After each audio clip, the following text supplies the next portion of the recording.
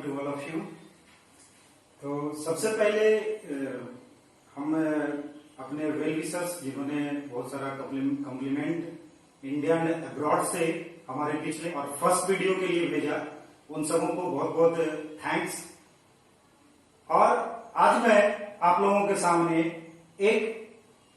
फिर एक वैसा टॉपिक जो कि स्टूडेंट से लेके सोसाइटी के लिए बहुत ही इंपॉर्टेंट है, और ये टॉपिक से लोग डेली लाइफ में उनको हमेशा जरूरत पड़ता है। इसलिए हमने इस बार जो अपना टॉपिक चुना है और वो है ब्लड ग्रुप सिस्टम, जिसको कि पूरा हम लोग जानते हैं ABO ब्लड ग्रुप सिस्टम। चूंकि ब्लड का ट्रांसफ्यूजन या कोई आई कार्ड बनाना हो, ड्राइविंग लाइसेंस बनाना हो, हर जगह ब्लड ग्रुप टेस्टिंग की जरूरत हम लोगों को पड़ती है। और हम लोगों को लगता है कि एक बहुत बड़ा ये टेस्ट है या इसकी जानकारी हम लोगों को बेसिक जानकारी होनी चाहिए, क्योंकि डेली लाइफ में कभी हम लोग को ब्लड लेना होता है या कभी ब्लड हम लोग को डोनेट करना होता है। तो आइए चलते हैं बहुत ही इंपॉर्टेंट टॉपिक जो कि स्टूडेंट्स के एग्जाम के लिए भी और सोसाइटी के डेली लाइफ के लिए भी बहुत ही इंपॉर्टेंट है। और इसको हम लोग शुरू करते हैं सबसे पहले इसके डिस्कवरर लैंड स्टीनर से। लैंड स्टीनर ने एबीओ ब्लड ग्रुप सिस्टम को अर्ली 1900 ईयर्स में डिस्कवर किया था, और उन्होंने देखा कि जिस तरह से डिप्लॉयड ऑर्गेनिज्म में किसी भी कैरेक्टर्स को कंट्रोल करने के लिए हर जीन के लिए दो कॉन्ट्रास्टिंग कैरेक्टर एलील्स थे, लेकिन इसमें एक अलग तरह का उन्होंने फीचर देखा। और चूंकि ये जो जीन्स था या ये जो कैरेक्टर्स था ये कंट्रोल हो रहा था 3 डिफरेंट एलील्स से, और उस एलील का इन्होंने नाम दिया IA, IB और I0। I for agglutinogen. Again repeat कर रहे हैं, I स्टैंड्स फॉर एग्लूटिनोजेन, या इसी को दूसरे फॉर्म में एंटीजेन भी बोलते हैं। तो ये 3 डिफरेंट एलील्स था, और हम जानते हैं कि जब भी स्टडी करना होता है तो एट ए टाइम हम एक जीन का 2 ही कॉन्ट्रास्टिंग एलील्स का स्टडी कर सकते हैं तब। और ये केस किसका था? इसमें तब इन्होंने इसका नाम दिया मल्टीपल एलील। मल्टीपल एलील है क्या? मल्टीपल एलील उसको कहते हैं जिसमें किसी एक पार्टिकुलर जीन के लिए 3, ध्यान रखिएगा, 3 एलील्स या 3 से ज्यादा एलील का स्टडी हो या रिस्पॉन्सिबल हो तो उसको मल्टीपल एलील्स कहते हैं। और इसके फेनोमेनन इनहेरिटेंस को के स्टडी को, मल्टीपल एलील्स के इनहेरिटेंस के स्टडी को मल्टीपल एलीलिज्म कहते हैं। ऑब्वियस है कि इसको स्टडी करने के लिए चूंकि एक इंडिविजुअल में संभव नहीं था, तब इन्होंने पूरे पॉपुलेशंस को स्टडी के लिए पूरा फ्रेम किया। और जब इस 3 डिफरेंट एलील्स का वेरियस कॉम्बिनेशन बनाया गया पूरे पॉपुलेशन में, तो टोटल 6 तरह का वेरियस कॉम्बिनेशन मिला, जो आप यहां पे देख रहे हैं। IA, IA, IA, I0, IB, IB, IB, I0, IA, IB, I0, I0। ये 6 तरह का डिफरेंट एलीलिक कॉम्बिनेशन पॉपुलेशंस में था। अब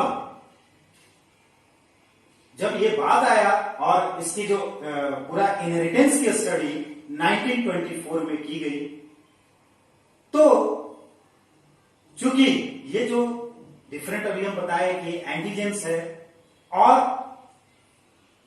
जब ये एंटीजेंस है तो ये कहीं ना कहीं किसी सरफेस पे, चूंकि हम लोग इसका एंटीजेंस के बारे में इम्यून सिस्टम में बहुत अच्छे से पढ़ चुके हैं, जिस तरह से वहां भी हम आपको बताए थे कि एंटीजेन इटसेल्फ एंटीबॉडी को फॉर्म करने के लिए एक्टिवेट नहीं करता है, बल्कि एंटीजेंस के ऊपर में डिफरेंट एपिटोप्स होते हैं, वो इसको एक्टिवेट करता है। सेम ये जो एंटीजेंस है ये आरबीसी सेल के सरफेस पे होगा, और इसमें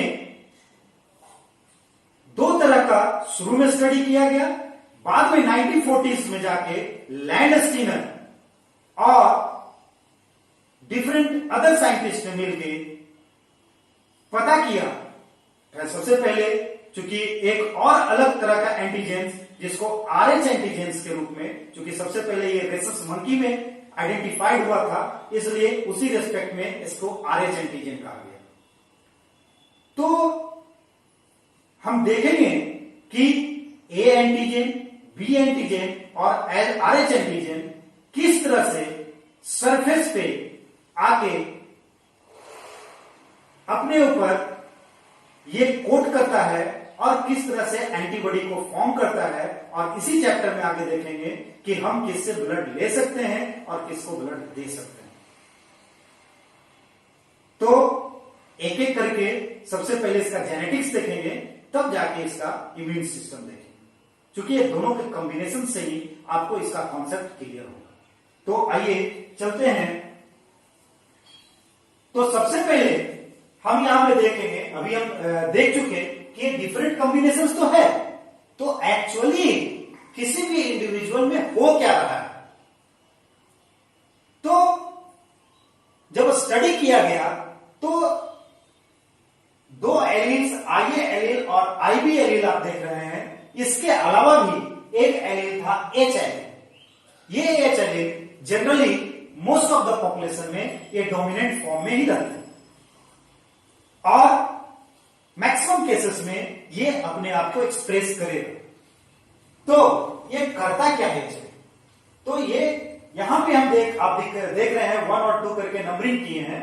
एक्चुअली थोड़ा सा चूंकि इसके कॉन्सेप्ट को क्लियर करने के लिए थोड़ा बायोकेमिस्ट्री में इंटर कर रहे हैं।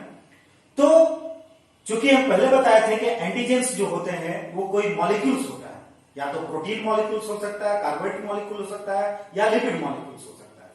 तो यहां पे हम देखेंगे कि ये जो ए या बी एंटीजेंस है ये कुछ और नहीं, एक कार्बोहाइड्रेट मॉलिक्यूल्स है, और इसका फॉर्मेशन कैसे होता है। तो एच एन जो रहेगा ये क्या करता है, यहां पे एक ग्राउंड सब्सटेंस, जैसे कि कोई मकान बनाना हो तो उसका एक पिलर बनता है, सेम उसी तरह से यहां पे एक एच सब्सटेंस आप देख रहे हैं जिसमें 1 2 3 हमने मार्क किया है। ये 1 2 3 जो मार्क किया है यहां पे हमने लिखा है कि it is a 3 carbohydrate molecules, इसमें 3 कार्बोहाइड्रेट मिला हुआ रहता है। ऑब्वियस है कि जो ये एक एक्स सब्सटेंस बनने के प्रिकर्सर मॉलिक्यूल को एक सब्सटेंस प्रिकर्सर मॉलिक्यूल करें, और ये दो कार्बोहाइड्रेट मॉलिक्यूल से, दो डिफरेंट कार्बोहाइड्रेट मॉलिक्यूल से, फर्स्ट वन गैलेक्टोज और second one N acetyl glucosamine. ध्यान रखिएगा, गैलेक्टोज और एन एसिटाइल ग्लूकोसामीन ये डाइसेक्राइड मॉलिक्यूल्स है। एच एक थर्ड मॉलिक्यूल्स फ्यूकोज को जोड़ के इसको ट्राइसेक्राइड मॉलिक्यूल्स बनाता है। यहां तक सारे जितने भी 6 कॉम्बिनेशन है यहां तक ये कॉमन होता है और ये सब पे बनता है, जिसको कि चूंकि अभी हम बताए कि ये सबके सरफेस पे आरबीसी मान लिया, हम इसको मान लेते हैं, तो आरबीसी के सरफेस पे ये ग्राउंड सब्सटेंस सब पे जाएगा, और आरबीसी का जो मेम्ब्रेन, कोई भी सेल मेम्ब्रेन जो होता है वो लिपिड्स का होता है। तो इसलिए हम कह सकते हैं लिपिड्स के साथ ये कार्बोहाइड्रेट मिल जाएगा तो ग्लाइकोलिपिड बनाएगा। तो जितने भी एंटीजन मॉलिक्यूल्स है वो ग्लाइकोलिपिड्स। तो यहां पे आप आरबीसी के ऊपर में अभी हम एक तीसरा जो आरएच एंटीजन को अभी डिस्कस नहीं करते हैं, जैसे थोड़ा देर बाद में इसको डिस्कस करूंगा। पहले हम 2 एंटीजेंस को लेके चलेंगे, ए और बी। तो आप देखिएगा ये ब्लू कलर से 3 ट्राइसाइक्लाइड मॉलिक्यूल सबके सरफेस पे देख रहे हैं। तो इसका मतलब है जितने भी आरबीसी का सरफेस होगा उस पे एक सब्सटेंस तो होगा, लेकिन ये क्या है, कॉमन है। तो जो कॉमन होगा वो सबके लिए ये हो गया, कॉमन हो गया। तो अलग क्या है? तो अलग देखिए, फर्स्ट 2 कॉम्बिनेशंस देखिए।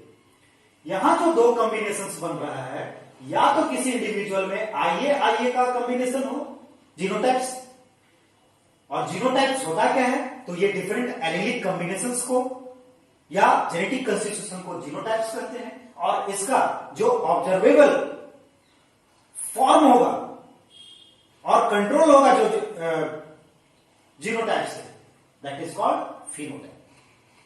तो ये दो डिफरेंट कॉम्बिनेशन में IA और IA और IA और I0, ये दोनों क्या करेगा, ऑब्वियस है कि इसमें अभी पहले बताया कि डोमिनेंट एलिल्स है, ये रहेगा तो अपना एक्सप्रेशन शो करेगा।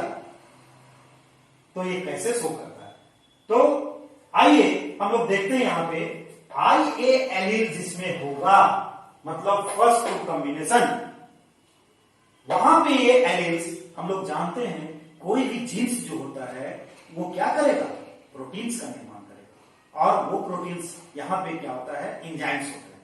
और ये एंजाइम, चूंकि हम जानते हैं कि कोई कार्बोहाइड्रेट ऐसे ही नहीं जुड़ा रहता है, हर कार्बोहाइड्रेट के बीच में एक बॉन्ड्स होते हैं और ये बॉन्ड ग्लाइकोसिडिक बॉन्ड का रहता है। और इस ग्लाइकोसिडिक बॉन्ड को ऐड करने के लिए वहां रिस्पॉन्सिबल होगा कौन, एंजाइम्स। तो IA एलील जिस इंडिविजुअल में एक्टिव होगा, और ये कौन इंडिविजुअल होंगे, वैसे सारे लोग जिनका जेनेटिक कंस्टिट्यूशन या जीनोटाइप IA या IA हो, वो एक पार्टिकुलर एंजाइम्स का निर्माण करेगा। और वो एंजाइम एक पार्टिकुलर कार्बोहाइड्रेट जो कि N-एसिटाइल गैलेक्टोसामीन, यहां पे मैंने लिख दिया है N-एसिटाइल गैलेक्टोसामीन को, इस पार्टिकुलर जो ट्राइसेक्राइड पहले से था, यहां पे हमने रेड से ट्रायंगल शेप में दिखाया है, ये जाके इस पे ऐड हो जाएगा। अब ये ट्राइसेक्राइड टेट्रासेक्राइड 1 2 3 4, fourth molecule is combined with the pre existing X substance, ground substance molecule, that is trisaccharide, and now this forms the tetrasaccharide molecule, and now this is called A antigen। और ये antigen अब जाके जैसे यहां पे हम इसको दिखा रहे हैं कि अगर आप इसको X सब्सटेंस मानिए, और ये तो कि ट्राइसेक्राइड हो गया, और इस ट्राइसेक्राइड पे ये जाके RBCA मॉलिक्यूल से, और ये मेम्ब्रेन है, और इस मेम्ब्रेन पे जाके ये ऐसे जाके फिक्स हो गया। और अब ये चूंकि लिपिड और carbohydrate, this is called glycolipid, और ये जाके टेट्रासेक्राइड्स पे बाइंड कर दिया। Now this is called A antigen, और ये सरफेस पे बाइंड कर गया। पहले ही आपको बताए थे कि जब किसी सरफेस पे एक यूनिक प्रॉपर्टी इस तरह से बाइंड कर जाएगा, that is called AP2। So now this A antigen is behave as a AP2 on the RBC cell। समझ गए होंगे। आइए दूसरे कॉम्बिनेशन को देखते हैं। दूसरा कॉम्बिनेशन हम यहां पे समझेंगे, थर्ड और फोर्थ, ये सेकेंड बॉक्स में हम आते हैं IB similarly as previous one, जिसमें B एलिल्स होंगे, वो डोमिनेंट होगा और वो अपना कंसर्निंग एंजाइम्स का फॉर्मेशन करेगा। और वो एंजाइम एक जो कि एक सब्सटेंस जो ट्राइसेक्राइड मॉलिक्यूल्स है, ये कॉमन ही होगा। और अब एक चौथा मॉलिक्यूल गैलेक्टोज, ये गैलेक्टोज जाके इस पार्टिकुलर ट्राइसेक्राइड पे बाइंड कर जाएगा। Now this forms the tetrasaccharide B molecules, and now this tetracyclide molecule is called B antigen। So this is the beauty of this graph. You can better understand how the A antigen forms from the A substance in presence of IA allele in particular combination of genotype, and also you can better understand the B antigen tetrasaccharide molecule in the combination of this genotype IBIB and IBIC। So in this way you have seen the A alleles forms the A antigen and B alleles form the B antigen। चूंकि हम अभी थोड़ा देर के बाद इसको मिटाएंगे और इस boards को फिर डोनर्स वाला कॉम्बिनेशन देखेंगे, इसलिए आप इसको अच्छे से समझ लीजिए। इसमें कुछ समझना नहीं है, बहुत बेसिक्स है। तो बी के लिए भी अगर हम लोग देखते हैं तो बी में भी हम लोग इसी तरह से एक्सप्लेन कर सकते हैं कि ये एक्स सबस्टांस है और एक्स सबस्टांस में यहाँ पे ग्रीन से शो किए, इसलिए मैंने ग्रीन मार्कर से आपको शो कर रहे हैं। तो आरबीसी है, मेम्ब्रेन है, तो ऑब्वियस है सबस्टांस गया और ये बी एंटीजन जो गैलेक्टोज है ये इस पे जाके बाइंड कर गया। अब ये सरफेस पे आ गया, lipids, carbohydrate, tetrasaccharide molecule, but this is a different. So this is now this forms the tetrasaccharide B epitopes on RBC cells. Now this molecule we have as a epitope, but in the different way. So इसको मैंने क्या किया है? Just I have represented it in a circle form. अब एक और combination देखेंगे, पांचवा, जिसमें IAIB दोनों जीनोटाइप्स, मतलब ये जीनोटाइप्स में दोनों एलिल्स हो, तो ये डोमिनेंट एलिल है।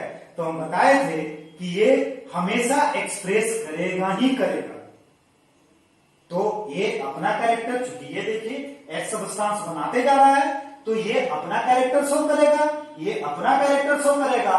तो वैसे इंडिविजुअल्स में ये तीसरा वाले ग्रुप में आ जाएंगे, जिसमें आप देख रहे हैं ए भी अपना कैरेक्टर शो कर रहा है और बी भी अपना कैरेक्टर शो कर रहा है। सो ये एक स्पेशल केस है कोडोमिनेंस का। कोडोमिनेंस किसको कहते हैं? वैसा जीनोटाइपिक कॉम्बिनेशन जिसमें जब एलिल्स हेट्रोजाइगस कंडीशन में हो, जब एलिल्स हेट्रोजाइगस कंडीशन में हो और दोनों एलिल्स अपना कैरेक्टर्स इंडिविजुअली बिना एक दूसरे को अफेक्ट किए हुए, without influencing of each other, they are expressing itself independently. That is called codominance. So fifth case is the example of codominance. तो यहां पे ये भी और ए भी, ये दोनों शो करेगा। आप देख रहे हैं कोई किसी को अफेक्ट नहीं कर रहा, ये अपना एपिटोप है, ये अपना एपिटोप है। तो इस तरह के कॉम्बिनेशंस के लिए यहां पे ए बी ब्लड ग्रुप्स बोलते हैं, क्योंकि दोनों शो कर रहा है। और एक लास्ट 6th कॉम्बिनेशन जिसमें ना आई से मतलब I0 हो, ना ए एलिल्स हो, ना बी एलिल्स। तो ऑब्वियस है कि ना ये होगा तो ना एन-एसिटाइल गैलेक्टोसामिन बाइंड करेगा और ना गैलेक्टोज बाइंड करेगा, तो उसमें सिर्फ एक सब्सटेंस ही रह जाएगा। तो एक्स सबस्टांस जो है एंटीजेनिक डिटरमाइनिंग साइट्स नहीं है, क्योंकि हम पहले ही बताए थे कि किसी भी एंटीबॉडी को फॉर्म करने के लिए, एंटीजन कैरेक्टर्स होने के लिए उसको इम्यून सिस्टम को मतलब इम्यूनोजेनिक होना है।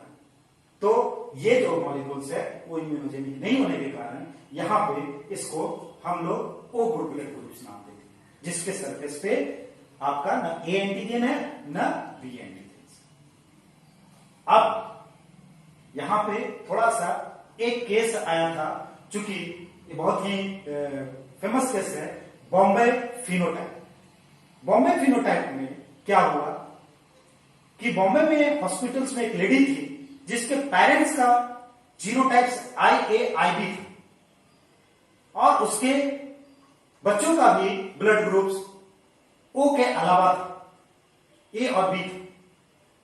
तो ऑब्वियस है कि वो बी डोनर तो थी, इसका मतलब है उसके पास ए या बी एलिल्स था। लेकिन जब उसको ब्लड टेस्ट उसका किया गया, उसको ऑपरेशन होना था, मेडिकल ट्रीटमेंट होना था, तो जब ब्लड ग्रुप टेस्ट किया गया तो वो ब्लड ग्रुप। अब ये बहुत आश्चर्य की बात है कि जिसके पास ए या बी एलिल्स रहते हुए उसमें कैसे वो ब्लड ग्रुप्स होगा। तब स्टडी करने के बाद पता चला कि बहुत ही रेयर केस, बहुत ही रेयर केस, ये जनरली नहीं होता, रेयर केसेस में एच एलिल रिसेसिव हो।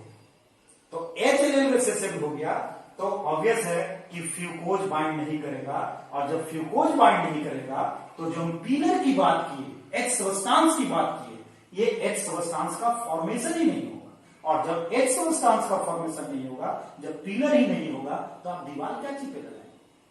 सेम उसी तरह से ये एक्स सबस्टांस बना ही नहीं, और जब एक्स सबस्टांस नहीं बना तो ये अपना मॉलिक्यूल्स या ये अपना मॉलिक्यूल्स उस पर जोड़ नहीं पाया, और जब जोड़ नहीं पाया तो उस पर ये जो टेट्रासैकराइड्स जो एंटीजेंस था वो रिप्रेजेंट नहीं कर पाया।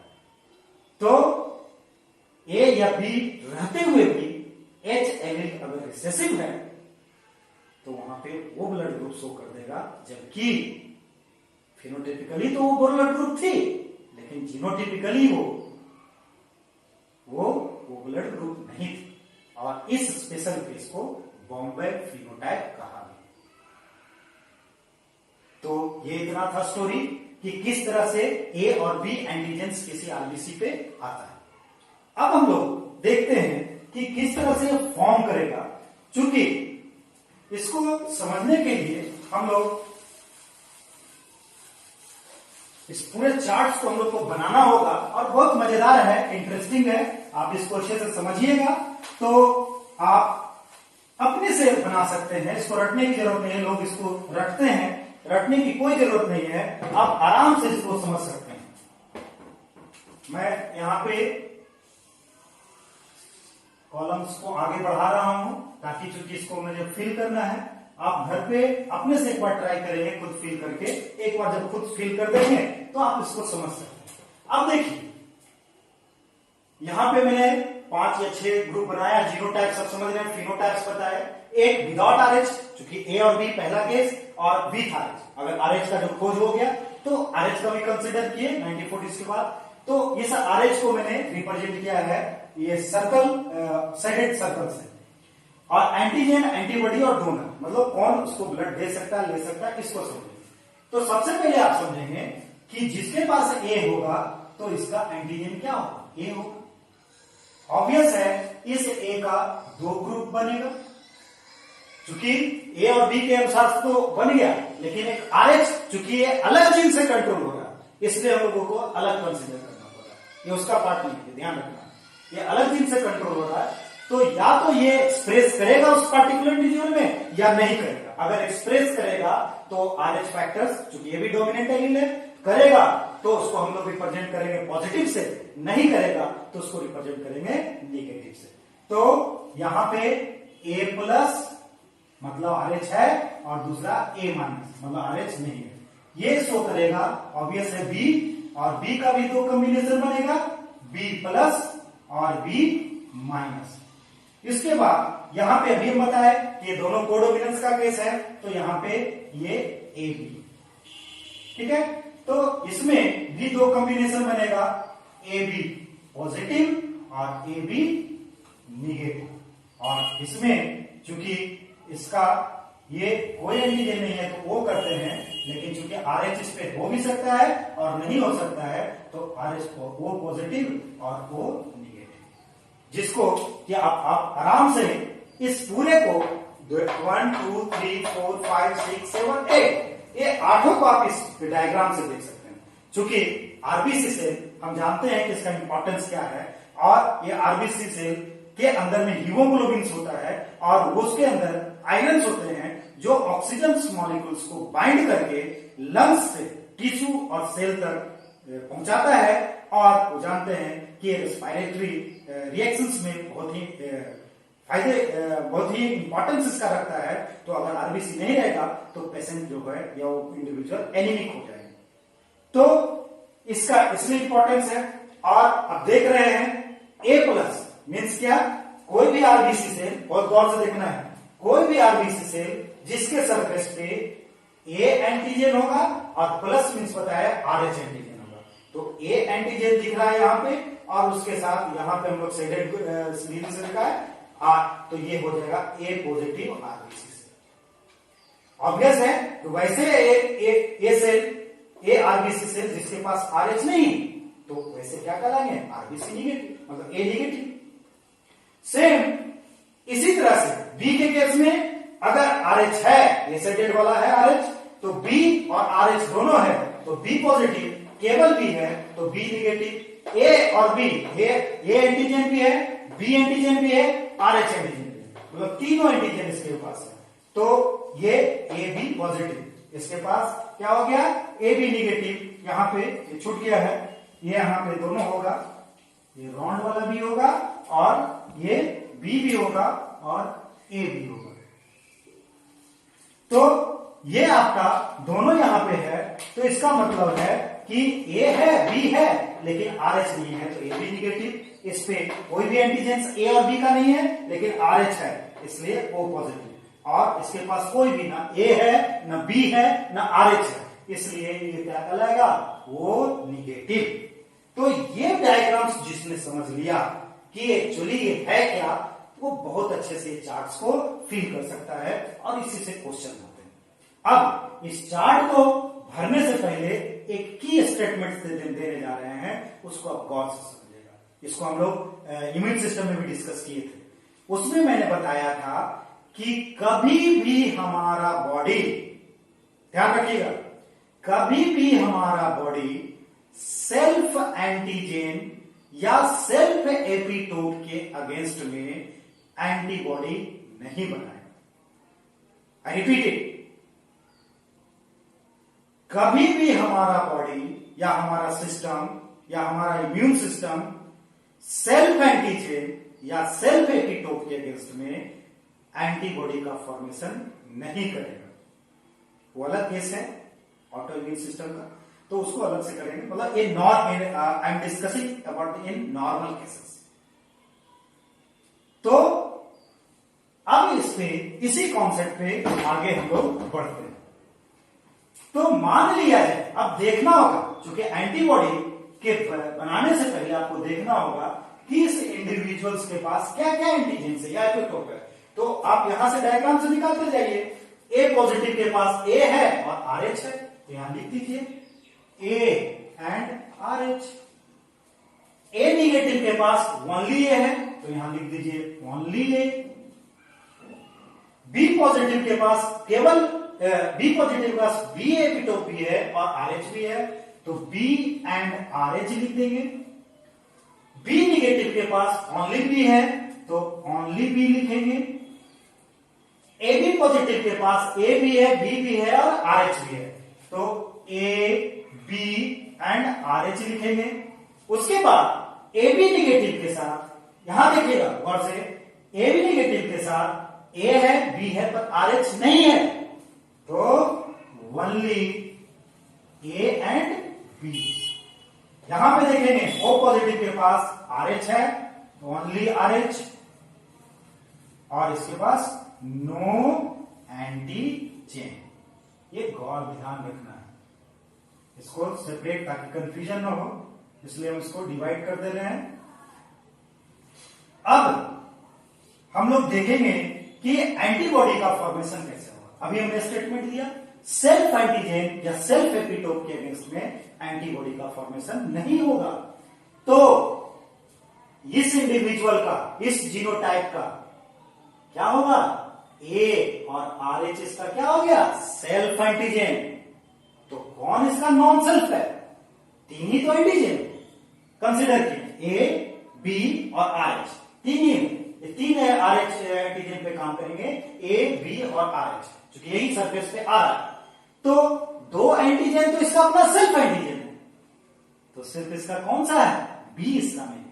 तो हम लोग अब बी के अगेंस्ट में ये इंडिविजुअल सिर्फ नॉन सेल्फ एंटीजन या एपिटोप के अगेंस्ट में एंटीबॉडी बनाएगा, and B is not its, या कह सकते हैं B is non self antigen या epitopes of particular this individual, this one A positive, so anti B बनाएगा।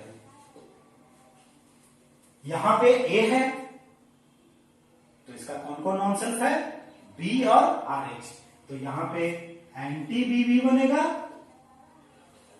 एंड एंटी RH भी बनेगा।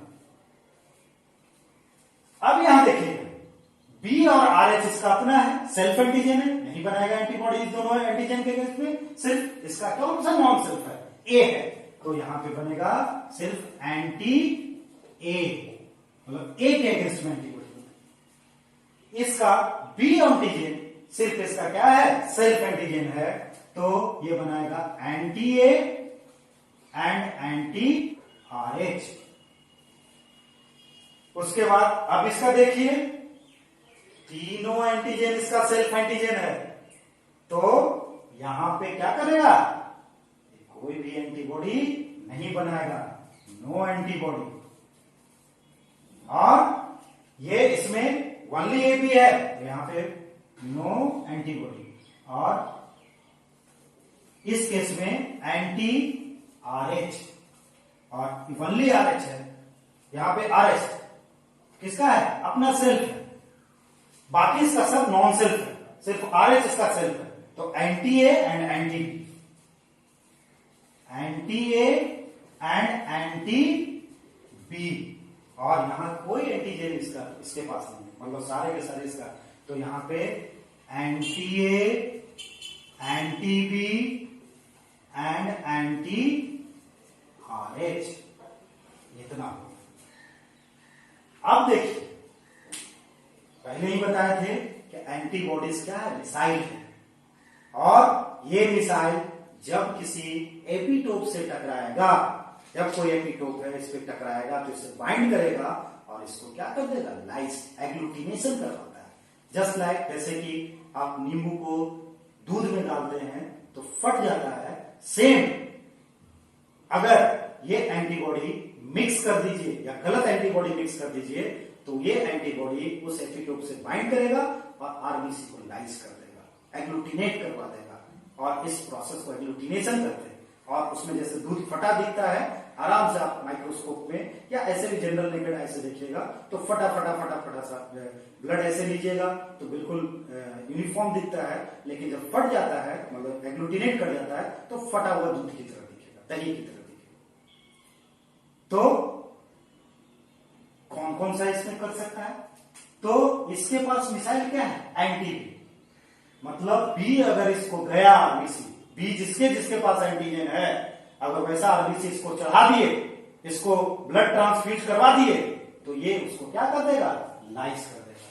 तो यहां देखिए, जिसके जिसके पास बी है उसको इसको मत दीजिए, मतलब ए प्लस इसको ब्लड दे सकते हैं, ए माइनस इसको ब्लड दे सकता है, बी है इसके पास, बी है इसके पास, बी है इसके पास, बी है इसके पास, ये चारों नहीं दे सकता है इसको ब्लड, क्योंकि बी के अगेंस्ट में मिसाइल इसके पास प्रेजेंट है, एंटीबॉडी है, तो सिर्फ अब कौन देगा, O positive and O negative, इतना लोग इसको डोनेट कर सकता है, इससे ही ब्लड ले सकता है।